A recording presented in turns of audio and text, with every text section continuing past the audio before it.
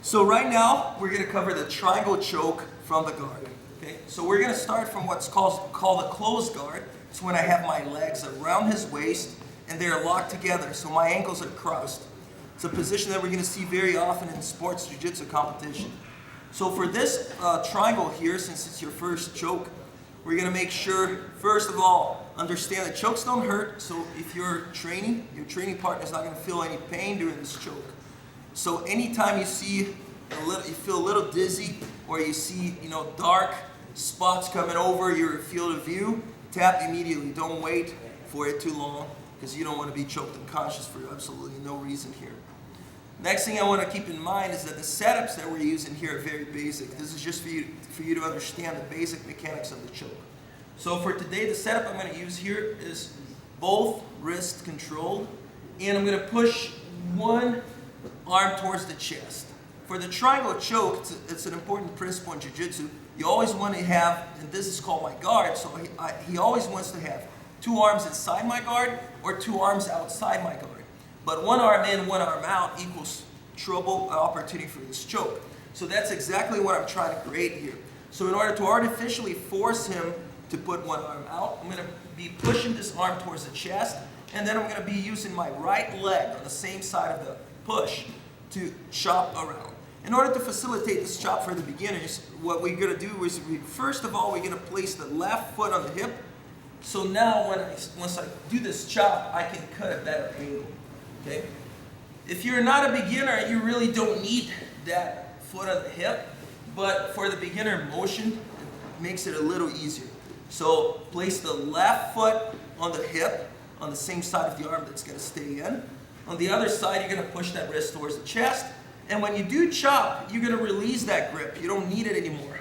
I see a lot of beginners try to do this and close. It's impossible. So make sure you just push that arm and then push through, letting go of it. Now, you saw that I cut an angle here and trying to get as close to perpendicular as possible while keeping my shoulders on the ground. Very common for people to start going sideways on this motion. Try not to do that. Just use that chop as a counterweight, and instead of having to recruit too much core, you just use the whole motion and the momentum to spin your axis and move yourself to the side. So at this point here, the arm has crossed over, and all I got to do is close the triangle choke. In order to close it, I'm going to bring this leg here, the foot that was on the hip. I'm going to bring it close to his leg, and I'm going to chop down. Okay? It's called the triangle choke because once I create this, it's going to be a triangular gap there. So what I want to do here is to narrow that gap, just like a guillotine coming down. So my heel is going to lower itself to the ground, and I'm going to squeeze my thighs together.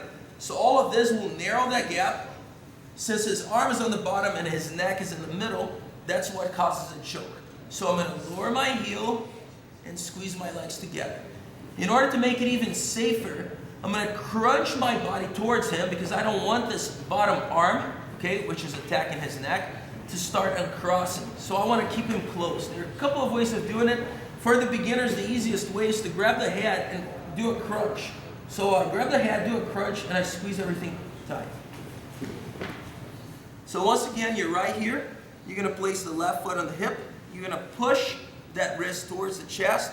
You're going to swing this leg over.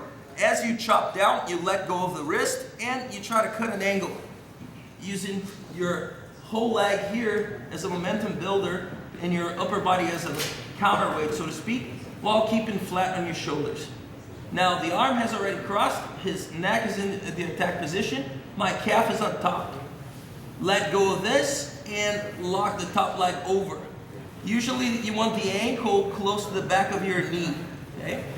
If it doesn't, because you're inflexible, it's okay to go and reach your own foot to adjust. With time, it'll come. Grab your own knee or grab the head, pull down and crunch. One last time. Foot on the hip, push, chop, lock, crunch. That's the triangle from the